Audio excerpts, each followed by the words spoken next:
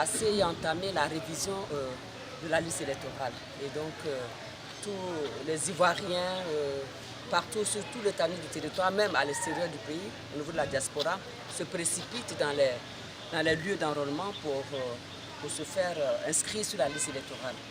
Et donc, c'est vraiment très important. Vous voyez, en 2025, nous nous apprêtons à élire le nouveau président de la République de Côte d'Ivoire. C'est un grand enjeu.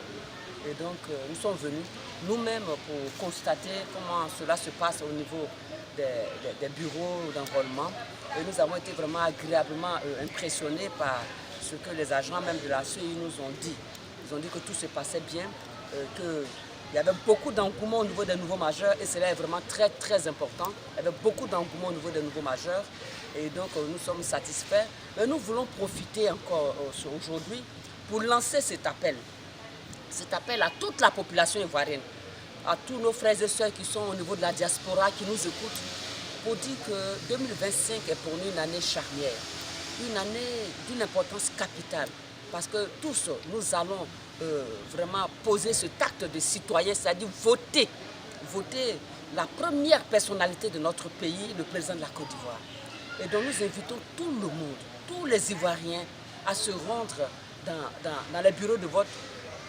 Pour certains, voir si leur nom est encore là, leurs noms peuvent être transférés ailleurs. D'abord, vérifier que leur nom est toujours sur la liste électorale. Pour d'autres, se faire même inscrire sur la liste électorale pour les nouveaux majeurs.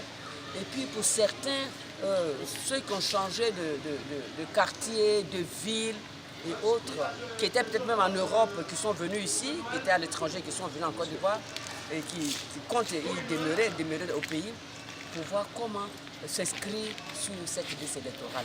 Vraiment, c'est très oui, parce que c'est pas facile, c'est leur premier acte de devoir citoyen, c'est pas facile.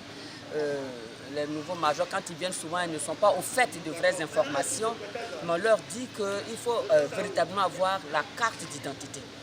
Parce qu'à 18 ans, bien souvent, les étudiants sont déjà étudiants, ils ont passé le bac, donc la plupart ont des cartes d'identité. Il faut se munir de sa carte d'identité.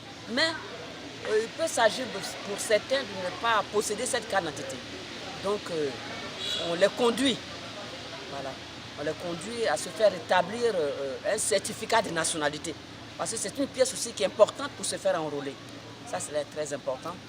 Bon, d'autres aussi ont certainement commencé à se faire établir la carte d'identité, mais ils ne sont pas arrivés au terme. Donc, ils ont le récépissé. Donc, avec ça également, on peut se faire inscrire sur la liste électorale. Vraiment, il y a beaucoup d'opportunités et nous pensons que la population de Yopougon est au fait de tout cela. Et nous invitons toute la population de Yopougon à se mobiliser dans les bureaux d'enrôlement. Il faut aller au moins déjà voir si son nom est toujours là. Ça, c'est important. Et puis en plus, voir comment est-ce que faire enrôler ces enfants qui ont 18 ans. Même souvent chez le voisin, il y a d'autres qui n'ont même pas de jugement. Il y a les audiences foraines au niveau des mairies et tout ça. Il faut aller là-bas pour se faire établir un jugement supplétif afin de pouvoir faire son certificat de nationalité et se faire enrôler sur la liste électorale.